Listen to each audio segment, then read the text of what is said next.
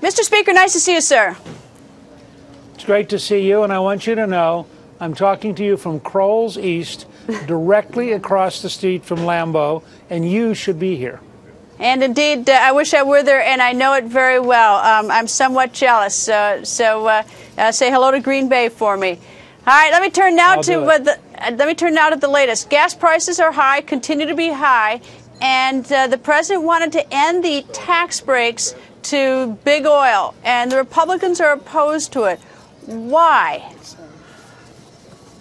Well, this is a nice touch. What is this person doing? I was going to say. What is that person doing? I don't know. What is that person? Who is? I mean, like.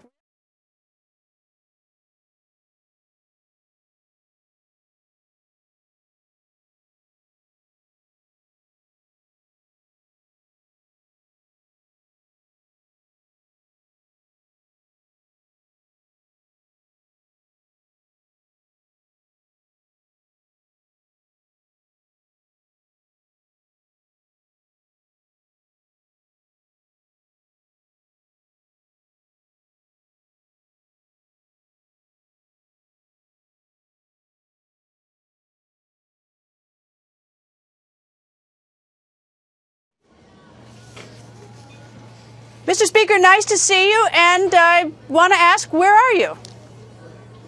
Well, I'm at Kroll's West, directly across the street from Lambeau Field, and you, of all people, should be here. I think you're a shareholder, too, like Calista and me, aren't you? I indeed am, and I wish I were there, and I must confess, I'm a little bit jealous. But nonetheless, I'm here in Washington with there's a lot of activity going on. Let me start first with what happened the other day. The gas prices, of course, you and I have discussed this before, they are very high. The president wanted to cut the tax breaks to some of the big oil companies. The Republicans are opposed to it. Why? Because these are astronomical profits that these companies are having. Well, you know, it's very strange. You get more of what you encourage, and you get less of what you discourage. Like most good liberals, President Obama wants to punish the people who provide goods and services and create jobs. It seems to be an ideological fixation. I would like to see us become the leading oil-producing country in the world. The president could do that if he would, and I'm frankly prepared to incentivize every business that will create jobs. You know, as of April 1st, the United States now has the highest corporate tax rate in the world, higher than anybody else. And it strikes me as kind of odd that all the liberals who have given us the longest period of high unemployment since the Great Depression, the highest gasoline prices in history, they just don't seem to get it. They keep wanting to punish the very people we want to encourage. I'd like oil companies out there producing more oil, not less. I don't consider it punishment when someone's getting special treatment and a break. I'm not talking about a tax rate. I'm talking about the fact that these oil companies have huge they get tax breaks that the rest of us can't have any use for or don't get. But let me give you an example. ExxonMobil, $41.1 billion is their profit, up from 2010 by 35%. Here's another one. Shell, $30.9 billion in profit, up 54% from 2010. What in the world do they need tax breaks for? They seem loaded. Well, first of all, most of the tax breaks the president's trying to take away don't go to those companies. Most of the tax breaks the president takes away go to the independents who do 85 or 90% of the exploration in the United States.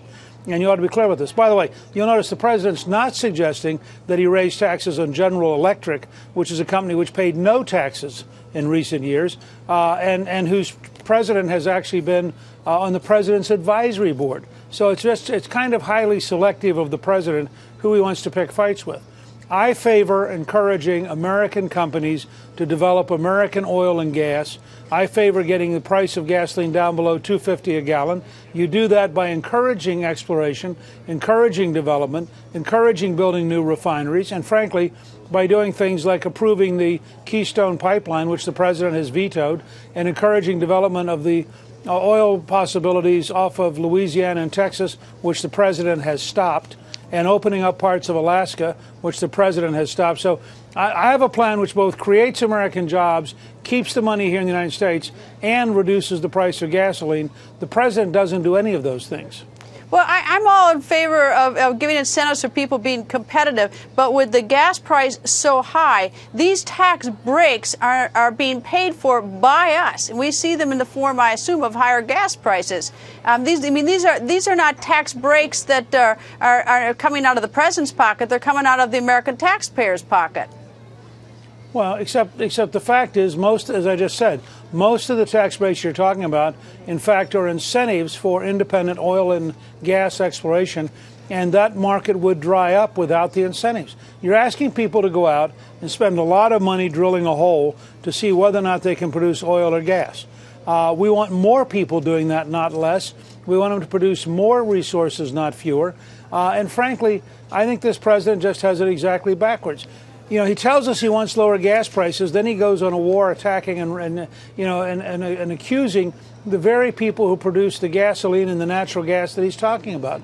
And they do this regularly. I mean, they have 8 different agencies trying to figure out how to stop the natural gas companies from using fracking, which is the technique by which they produce this enormous breakthrough in natural gas, which, by the way, has brought the price of natural gas down from $7.97 a unit to about $2.05. If we had the same reduction in gasoline, it would cost $1.13 a gallon. So I'm in favor of following the same pattern we've had with natural gas, where we've increased production dramatically and we've lowered prices as a consequence. All right, let me go to the question of the sanctions against Iran's central bank. Are these sanctions have any sort of teeth, or these sort of feckless sanctions in light of the fact that some people are getting waivers? Some countries are getting waivers. You know, I don't understand Obama's idea of appeasement and weakness. If you're going to impose a sanction on banks, how can it be a serious sanction if you waive countries avoiding it? I mean, all you have to do is, as an Iranian, go, okay, I guess I have to change who I call. So now I think there are 10 countries, if I remember correctly, there are 10 countries on the list that have been waived. So how can the sanctions have any teeth at all? They're just going to do all their business through those 10 countries. It strikes me that it's nonsense. If you want serious sanctions, it has to apply to everybody. If you only have partial sanctions, there are no sanctions at all. Well, some of the countries like Japan and South Korea and India, the State Department has given them relief from this because from some of the sanctions, because they say they've reduced their demand on Iranian oil. The problem with that is they're going to go get it some other place, and now they're going to jack up the price, so it's going to end up costing us more money at the pump. Yeah. You know, so that again, it doesn't make any sense to me. If they want a serious sanction against the central bank, they need to isolate it from the rest of the world financial market. If they're not going to be serious about it, all they're doing is they're being a nuisance, not a threat. But that's typical of the Obama administration, which seems to do almost everything by half measure.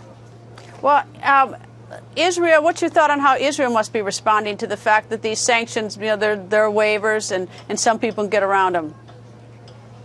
You know, the Israeli government has been saying very clearly they are not going to tolerate an Iranian nuclear weapon. From everything I can tell, they have plans that are very serious to do a range of things. It may or may not be a bombing campaign, but there'll be a number of things happening, I think probably starting in the not-too-distant future. And the Israelis have been very, very clear about it. They're not going to risk losing their cities and suffering a second Holocaust to an Iranian nuclear weapon. Now, to the degree this president convinces them that he's doing something real, I suspect they'll be more patient. To the degree they think that what he's doing is foolish and weak, I suspect that actually accelerates the timetable for them to do something pretty bold and pretty dangerous. All right. Can you explain to me why this? President Obama has submitted a budget. Congressman Paul Ryan has submitted a budget. And the Senate has produced no budget. And it seems to me that everyone needs to produce a budget so that we at least have something on the table to negotiate. But if the Senate has no budget, it stops the whole process, so it stops everything from going forward, any attempt of negotiation. Can you explain to me, step out of the political field for a second, explain to me why would Senator Harry Reid not want a budget put on the table to at least begin the discussion? Well, I think there are two reasons. First of all, I think the Senate has not produced a budget in something like 900 days. So they've gone almost 3 years now without a budget. I think what happened was that their budget committee chairman, a Democrat, found out that he literally could not produce a budget. He could not get a majority of the Democrats to agree to bring anything forward, and they just collapsed in failure. And I think the problem they've got is that the spending cuts that they would need are unacceptable to one wing of the Democratic Party, and the tax increases that the liberals want are unacceptable to another wing of the Democratic Party, and so they've simply melted down. So what you now have is a serious, responsible budget by Paul Ryan, something which is really a remarkable achievement.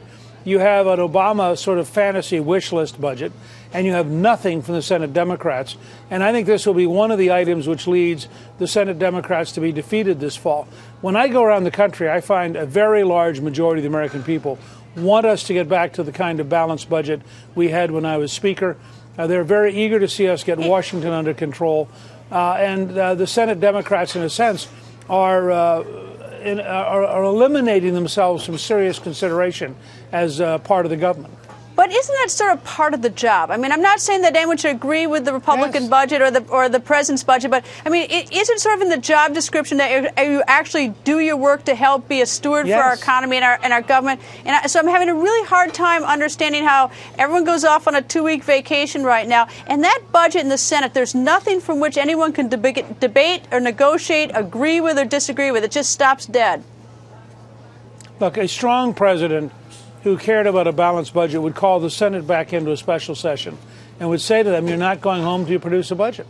And they could make it stick, and the country would side with the president.